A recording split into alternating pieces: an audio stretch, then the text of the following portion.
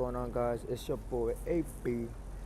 Today, there's speculations, rumors swirling around that Top Rank's own WBO welterweight championship of the world. Terrence Crawford is on the verge of fighting former welterweight championship Luis Collazo on March 23rd at Madison Square Garden, which came out of nowhere. Because number one, I'm about to attack both sides. First, number one, Bob Arum, you're saying that Terrence Crawford is the guy at number one, and then you go and tell Errol Spence, oh, yeah, it's a good thing that PBC is getting you away from Terrence Crawford, but then you say that he's number one. How can you say Terrence Crawford's number one and you're putting up this fight? You know what I'm saying? And then PBC, I'm gonna come at them today too, because first of all, I heard this interview with Tim Smith, one of Al Haymon's right-hand man from the PBC banner. You said that you guys do not see Terrence Crawford and Errol Spence's future, which makes it sound like Errol Spence doesn't want to fight Terrence Crawford. And Bob Arum saying that, Crawford wants to fight the best. You're saying that you want him to fight Spence, that you're open to it.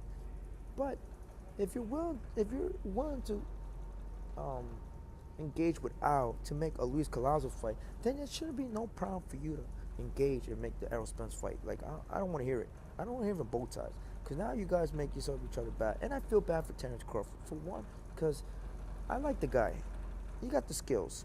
Just at 147 is a different level, in my opinion. But like I said, my opinion shouldn't offend anybody. This is just my opinion. That's the beauty about boxing. If I'm wrong, I'm wrong. And I'll swallow my pride and I'll be, yeah, it's cool. You feel me? But at the end of the day, this fight it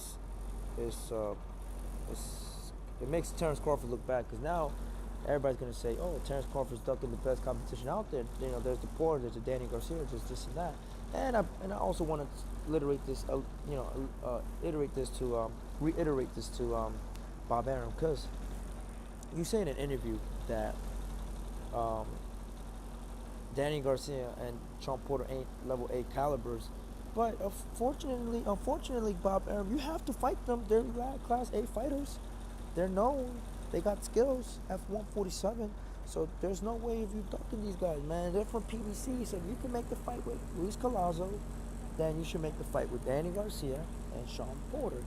And I feel bad for my man Terrence Crawford, because I feel like he's already getting backlash so many times. And Luis Collazo, he's a good friend of mine. I'm happy for my guy. He got a big fight, a title fight. And for those who don't know, he actually called Danny Garcia, Shawn Porter. At even one point, he wanted to fight Errol. So, this is something that was surprised because I didn't see this fight coming. But I'm happy for Luis because, he's on the verge of his last dance, the last chapter of his career. He's a former welterweight champion.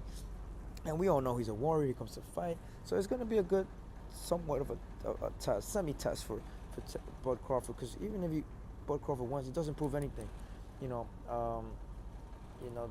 But the only thing I'll say that's positive about this fight is that Terrence Crawford could say that if he beats Luis Collazo in dominant fashion and in lesser rounds than what Keith Thurman did, then it's a good sign for Crawford, because now he could say, you know what, Thurman could have finished him like I did in the third round or the second round, or you know what, I actually knocked him out, not just a regular regular technical knockout. He quit or whatever.